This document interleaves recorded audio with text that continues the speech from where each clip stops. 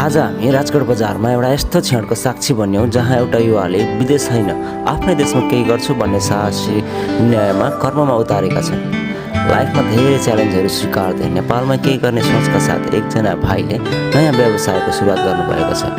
युवाले केही गर्न खोज्दा साथ र सपोर्ट गर्नु हाम्रो कर्तव्य पनि त हो। त्यसैले ओपनिङको इन्भिटेसन स्वीकार्दै म पनि त्यहाँ पुगेँ राजकोट मोबाइल हबमा। एउटा संयोग मिल्यो कि मेरो एकजना टिम भाइले मोबाइल किन्ने भनेर करिब 1 मन्थदेखि प्लानिङ गरिरहेको थियो।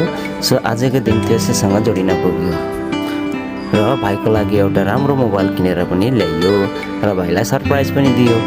भाइले आफ्नो मोबाइल पसलको नाम राख्नु भएको छ राजकोट मोबाइल हब, जहाँ नयाँ मोबाइल बिक्री वितरण साथै रिपेयरिङको पनि सेवा उपलब्ध गराइँदो रहेछ। उसको कथा झन् प्रेरणादायी छ। करिब 6 वर्षदेखि म उसलाई चिन्छु। एक समय एपिएस मार्फत कोरिया जाने सपना बोकेर उसले ठुलो मेहनत गर्यो, परीक्षा पास गर्यो, चलिरहेको व्यवसाय समेत छोड्यो। तर स्किल टेस्टमा असफल भएपछि उसले फेरि ट्राई नगर्ने निर्णय गर्यो।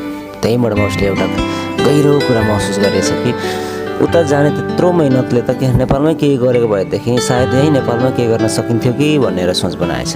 आज त्यही सोचले जन्म लिएको छ राजकोट मोबाइल। आफ्नो मेहनतको पहिलो कमाइले होला होइन भाइ? कस्तो लाग्यो त एक्सपिरियन्स?